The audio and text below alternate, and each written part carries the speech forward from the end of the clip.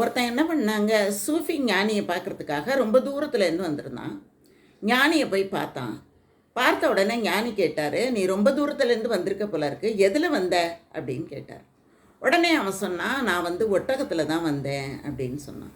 ஒட்டகத்தை எங்கே விட்ட அப்படின்னு கேட்டார். வெளியில் விட்டுட்டு வந்துட்டேன் அப்படின்னா. கட்டிட்டு வந்தியா அப்படின்னு கேட்டார். கட்டலை, கடவுள் பார்த்துக்குவார், அதனால் அப்படியே விட்டுட்டு வந்துட்டேன் அப்படின்னு சொன்னான். அப்போ அவர் சொன்னார், கடவுளுக்கு உன்னோட ஒட்டகத்தை பார்த்துக்கிறது தானே வேலை, அவருக்கு வேறு வேலையே கிடையாதா, உன்னுடைய ஏவலனா கடவுள், இது கூட தெரியாமல் வந்திருக்கியே அப்படின்னு அவங்ககிட்ட கடிந்து கொண்டார். இந்த மாதிரி தான் நாம் எல்லா வேலைகளையும் நம்மளால் செய்ய முடிந்த வேலைகள், நம்ம பயன்படுத்துகிற ஒட்டகத்தை நம்ம தான் கட்டணும்.